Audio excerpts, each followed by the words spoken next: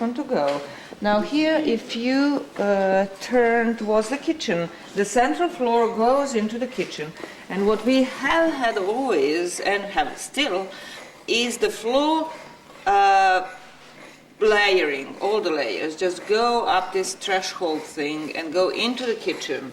And they probably continued all the way through the kitchen, but because of the heavy use of these floors, they changed through time. And so the remains of this nice layering, a nice white plaster floor that comes from the center, stay just in this band in the kitchen that is about 25 to 30 centimeters thick, which is along this edge, and the rest of it has changed considerably. So what we see at the moment is the floor 11 is being removed, and the floor 12 is being exposed in the kitchen, and that could be easily our earliest floor here in the kitchen and in the entry area. Actually, in the kitchen we have not exposed much yet of that floor, but this whole gray-white surface is the entry area into the building, and it's been throughout the history of the building, it's been like this, sort of very dry, very uneven, very quite dirty, and affected by a lot of walking on it, and probably water leaking through, and and carrying and things up and down and putting on this floor and so forth. So this is it. What we have, this is probably the earliest then. What we also have here is a little group of mini balls that had a lot of salt deposition on it, so they became white, and originally they were just mini clay balls.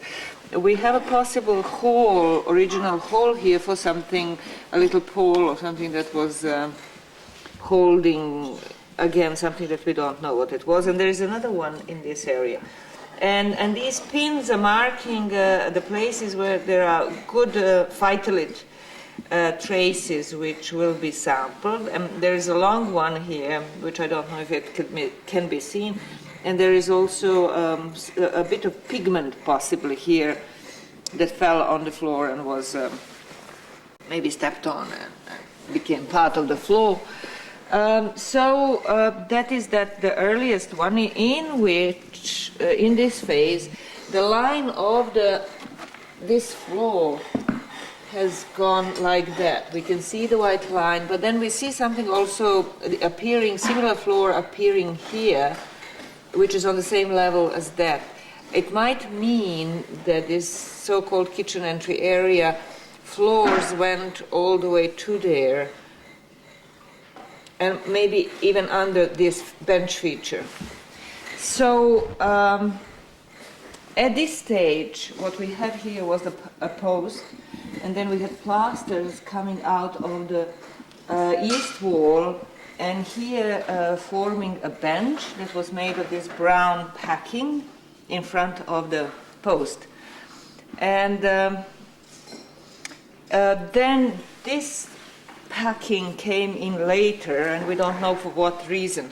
But as the floors were built up here in the kitchen, going higher and higher kitchen, it seems that they were making cuts into the bench, these cuts, to make this entry area wider. So originally the bench would have been going all the way to this white edge, and then gradually it was cut in, and the bench was made smaller, and this entry area was made wider. So that's that. And then the entry area on this end also has changed. We'll go back to you. The entry area has changed in the sense that there is not only the niche in the earlier phases, there is also this another bench feature here, or step feature. The floor has been considerably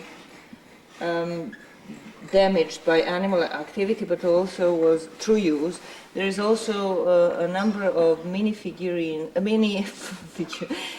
balls here along the east wall of the building, and it seems that they were used as packing, because we had a massive, still have in this area, massive packing between the early floor and the next one up, and those were used probably for the same purpose. We can follow the continuation of the east face of this step bench feature down here, going and connecting with the floor down in that corner. So the entry area is getting more and more better and better defined than it was the case before. It was more complex in the early stages than later, because later what we had a large platform built in here that made everything even, and the niche was not visible at that point. So let's go back to the west